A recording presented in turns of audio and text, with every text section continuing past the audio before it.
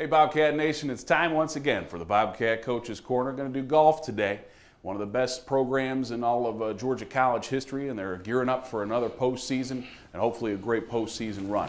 Got the head coach Jimmy Wilson, we've got Bryan Fox. It's going to be a full show, and it's coming at you right now.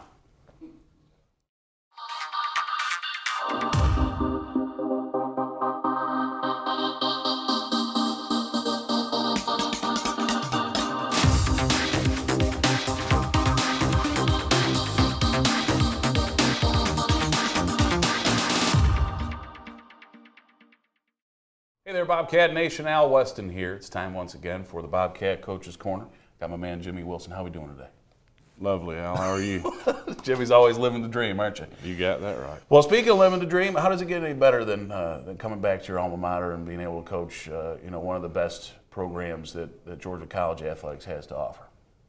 I guess it is sort of a dream come true. I played here 100 years ago and got the opportunity about 20 years ago to come back and coach. And it was all wooden sticks back then, right? Yeah. And leather balls, I think. That's what you guys played with? Featheries, or whatever they were called back then, yes. Had the greens were made of sand, had oil on them to keep the sand compacted. Sure. Yeah. Okay, all right. Well, of course, you played for Dr. Michael Peeler, our legendary coach and administrator. And I know we've talked in years past about trying to build that family atmosphere with your golf squad. And that's something that you took from that guy when you were playing for him. Yeah, it's important to me, is to let the guys know that we do care about them and that we want to see them succeed in the classroom and on the golf course. And we want to keep in touch with them after they leave here. Sure. Now, Jimmy, the successes have come for you both on the course and off, and this is a program that has some sustained success to it. What do you attribute, the ability to year in and year out be competing for conference and region titles? A lot of our recruiting is done by our former players. They'll give me a call, shoot me an email or something on Facebook and say, "I got this junior at our club that I think would fit the kind of player you're looking for." And we've been pretty successful with that. We were speaking of Bryan Fox earlier. He was at another institution and things weren't quite right, and we welcomed him in. My assistant right now, Pat Garrett, he was at Kennesaw. And, I guess we've just sort of become the melting pot of college golf. I don't know, but, we make the kids feel welcome. We let them know what we expect of them, and things just seem to work out. You talk about a melting pot atmosphere. In years past, you've had a lot of international golfers, down to, I believe, just two this year, with one from Argentina and another from Sweden, and Nico Falkenhoff and Pontus Anderson, respectively. But what has in-state Georgia golf improved that much over the last couple of years, where now we're starting to look a little bit closer to home? Well, you're always looking close to home. When we first started this thing, however many years ago, we couldn't generate a whole lot of interest from Georgia kids. And then we got some internationals in here and a couple of Georgia kids, and we experienced some success. And all of a sudden, we became interesting to the Georgia kids. So, and we have gone in that direction more in recent years. We do have a new international coming in next year from Brazil. Okay. So we will keep that going. But you always try to recruit, I think, close to home so the parents can be involved and they can come see their sons play golf. But you're always, again, I'm always listening to my alumni. And if they tell me they know of somebody, then chances are we're going to take a look at them. If you look at that, the transfer that you've had the last couple of years, you talked about Pat Garrett coming from Kennesaw, and you had Fox from Georgia State. Also had Kyle Collins, who was also one of your assistant coaches now, Yep. who was at Mercer for a while there. Now, there's the allure of Division I. That means more to the stateside guy than it does maybe to somebody from overseas. They're just looking for a scholarship, but do you think that those transfers coming in and having so much success, is that part of breeding that success for the Georgia State guys and thinking, well, they play some legitimate golf there? Yeah, well, we lose kids every year to Division I programs. You know, we recruit the same kind of kids that Georgia State recruits, that Mercer recruits, Kennesaw, Georgia Southern.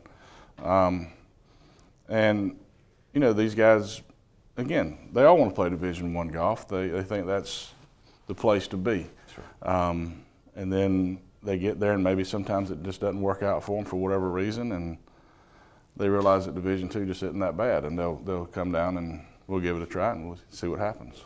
The difficulty comes sometimes in setting that lineup. You only get 5 slots, and you can't you know, call for a relief pitcher after round 1. You know, so I mean that seems to be the toughest part, at least in my opinion, of being a golf coach.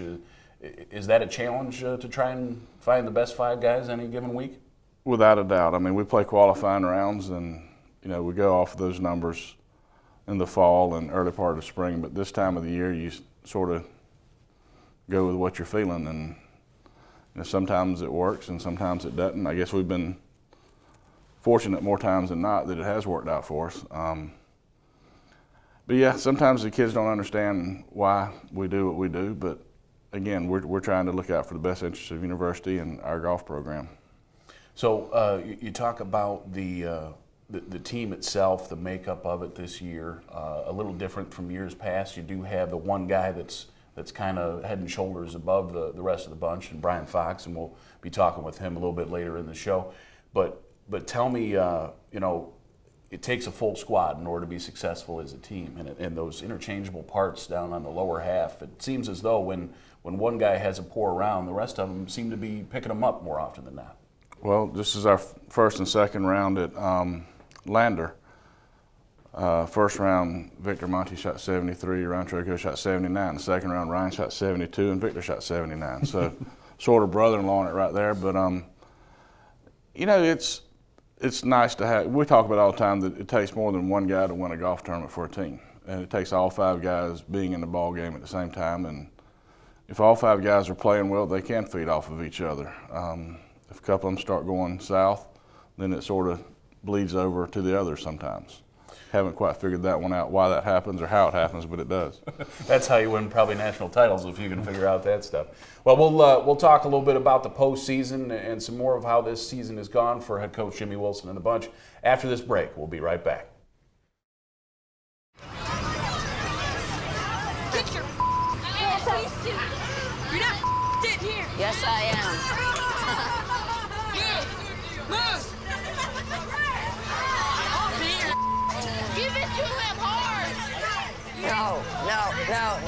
Every day, kids witness bullying. Why you stabbing me with it? No. They want to help, Ow. but don't know how. Oh, you got... Teach your kids how to be more than a bystander. Visit stopbullying.gov. And then from this angle, it all makes a star. I'm a teacher. Let me tell you what I make. I make learning a privilege, not a chore. Show up And frustration, absorb a what tool, people are giving you. not an obstacle. I make working hard seem easy and giving up impossible. And then we're going to turn the lights and everybody look up. I make an old subject feel like a fresh thought. Finally won. What's your reaction gonna be? Yeah, exactly. And unconventional methods Okay, what else? common. Tadpoles, frogs, this is their world. There's nothing. And then they die. Go ahead, go. I'm a teacher. I make more.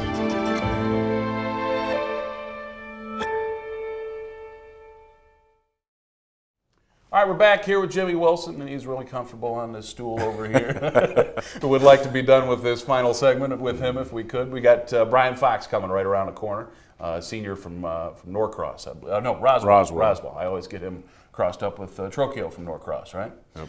But, okay, so we talked about the Georgia influence, talked about a little bit of the international influence, but you got a guy in Nico Falkenhoff that has worked his way into the starting 5 over the last couple weeks and actually was second on the squad for you at this Bearcat tournament. What's Nico bring to the table as far as golf and maybe a little bit more than that? Well, a little history. Nico came in last January, which we had all intentions of redshirting him, and we did. He injured his wrist toward the end of last spring. We thought it was a sprain, ended up being a broken bone in his wrist, which he rehabbed through the summer and through the fall. So he never really got a chance to play until this spring. Qualified for our first event this spring, and he was a little rusty competition-wise, but he's progressively gotten better each and every week. And as you said, he finished second on the squad and fourth individually in the entire tournament this past week up at Lambert. I think he's going to be a good one for us. Yeah, and you got 3 more years in Nico, and that's he could be one of those guys that evolves for you and turns into a leader in the next couple of years, I imagine. Talk to me about the rest of the squad. We got a lot of freshmen, a lot of youngsters coming in and trying to put those pieces together. Local guys from out in Macon, I know another one, Connor Albright, who's battled for starting roles on a couple of weeks. Mm-hmm. You bring freshmen in and you hope they can play right away. You never know if they're going to end up being a red shirt or whatever. Connor, we sort of planned on redshirting him, and then he stepped up his game, and he's been a consistent performer for us all year long. I think his score counted each of the 3 rounds this past week at Lander, which for a freshman, that's pretty strong. We've got a couple other freshmen from the Atlanta area, Harry Lambert and Harrison Stewart, that struggled out of the gate, and but they're good players, and they're going to be contributors down the road.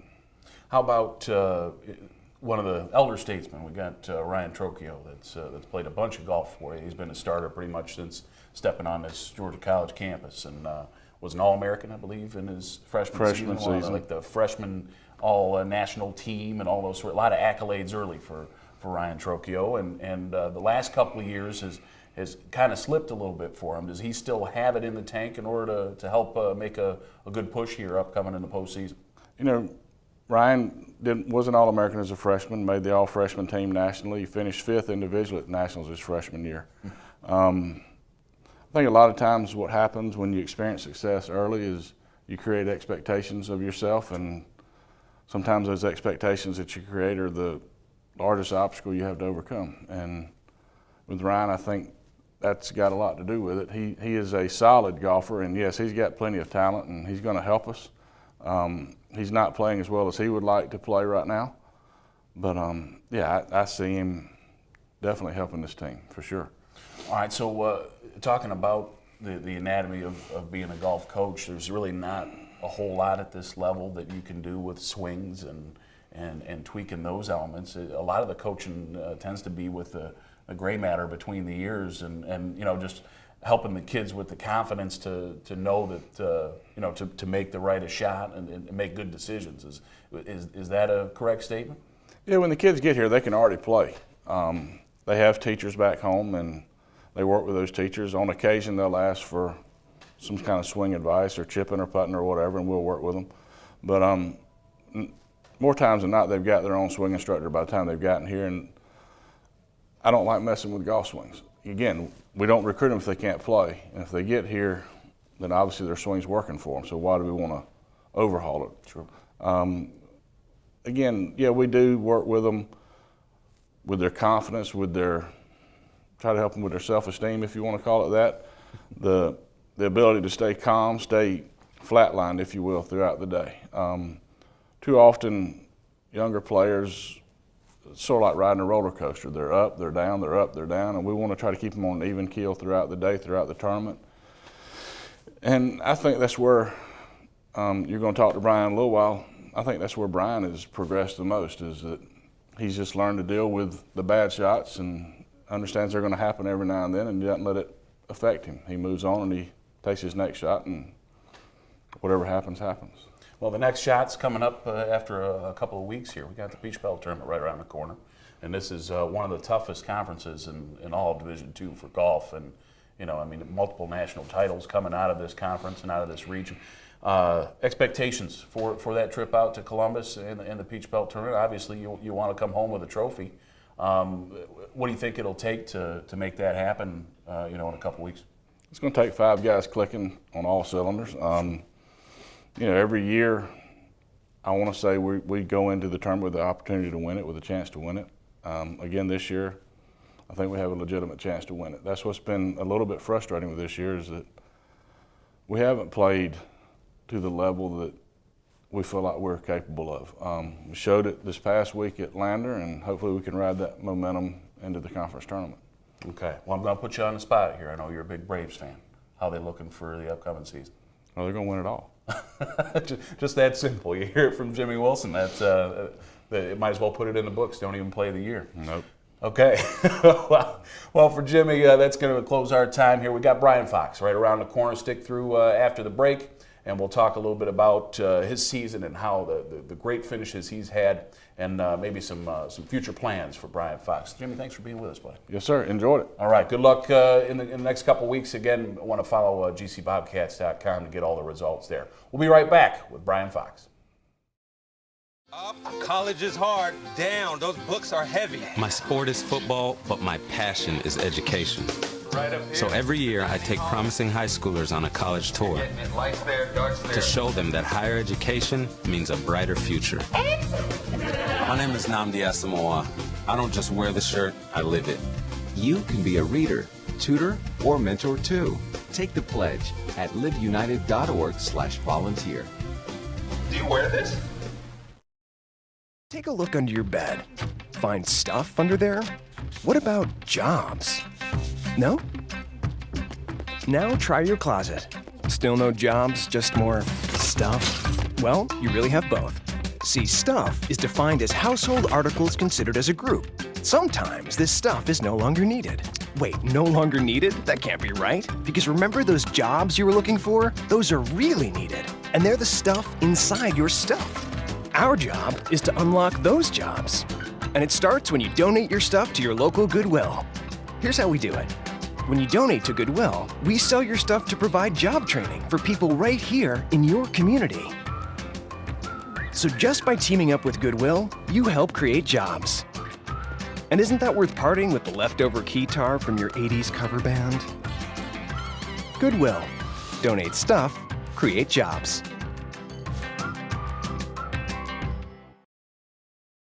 Hey, Bobcat Nation, we're back here with Bryan Fox, the senior on the Bobcat Golf Squad. Thanks for being with us, Bryan. No problem. All right, so great season for you so far, and I think you guys are probably playing about your best golf of the year here coming down the home stretch. Yeah, we got the W last week. Not quite the season we were looking for, but starting to peak at the right time.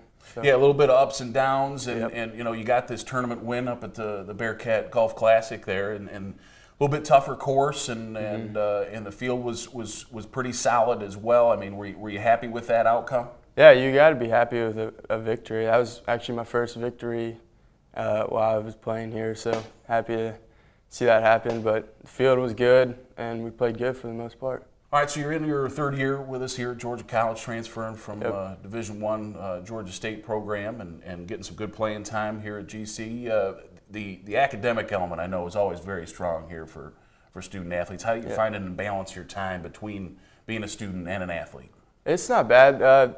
The teachers understand that we have to represent the school and we'll be missing time, but nothing too harsh. I mean, making up the schoolwork is always a little tough coming back from the trip, but we always find a way. I know you guys always, it appears as though the golf has the most trouble with it because you know you're going to miss just about every Monday and every Tuesday of each class. Have you run into any issues with having to reschedule tests or anything major along those lines? Rescheduling tests is always the big part, but usually for my experience, all the teachers have been okay with me making those up, so I haven't had any problems as of yet. All right. What's the major for you here at GC? Business management. And career goals, plans after graduation? Are you going to try and see how far golf will take you? Yeah, we'll see about golf. We've still got a couple tournaments left that I'm focusing on, and then we'll take it from there after we get done. All right. Well, how about being left-handed? I know we don't get that very often here at GC. And do you think it gives you any sort of advantage, a different angle to take on putts or anything along those lines, or is it just golf is golf? I haven't figured that out yet. Golf is golf as of right now. All right. Very good. Okay, so you finished second 3 times this year, and you can look back at that and say that you've been on the doorstep for 3 different tournaments and taken that individual title.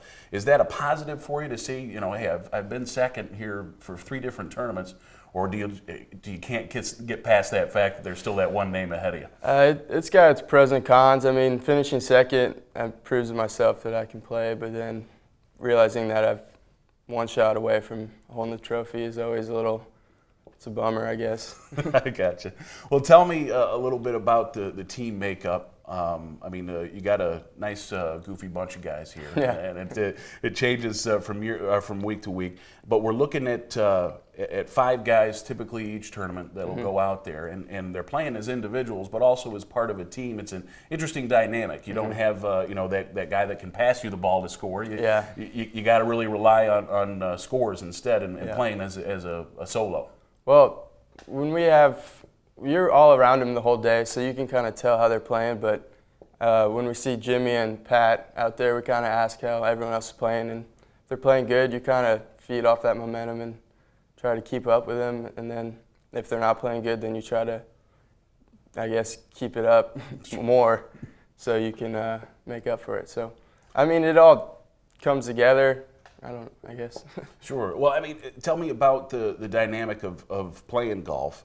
Are you playing really against that course, just one-on-one, or are you concerned about how the other teams are doing and that sort of thing? But you try to focus on the course because that's the only thing you have control over. You can't control what everyone else is shooting. But I guess if you see the scores out there after the round gets done, you can kind of see what you need to improve on if you need to improve. But, I mean, you can't really control anything but what you're doing. Sure. Well, the regular season kind of has come to a close here, and so we're looking at postseason golf from the rest of the way out here. Got that Peach Belt tournament coming up in a couple of weeks out in the Columbus area. Yep. I know we went to that same course. I believe you've played on that course before. Yeah. Okay. So tough course, and I know it's a tough field. I mean, we had one of the best conferences in all of Division II. What's the goal set going into that thing? Do you think this squad can pull off the first title? Absolutely. Yeah. We're coming off a victory, so we're feeling good about ourselves, and we just gotta keep playing golf and post some good scores, and it should take care of itself. Yeah. Bobcats' last Peach Belt Conference championship was back in 2010. And this is a squad here that it appears you've had a couple of different leaders, but normally you're towards the top of this team. Do you see your role as a leader for this squad, being a senior? Yeah, I do. We got a couple other seniors, Victor and Pontus, that we usually take lead, and everyone usually follows what we do. So, but it's kind of different for golf. You still got to play your own game. You're not playing with them. So, being a leader, I guess, just makes you want to play better, I guess. Sure. Well, you got to get those low scores, and if you don't have them, you got to rely on somebody else. That makes a lot of sense. Well, Bryan, our time here has come to a close. We want to catch all the results at gcbobcats.com. I believe they'll have live scoring links and everything available from out there in Columbus, so we can follow Bryan and the rest of the Bobcats in a couple of weeks to that Peach Belt Conference tournament. For Bryan Fox and also for Jimmy Wilson and the bunch here, we want to thank you for tuning in here to another Bobcat Coach's Corner.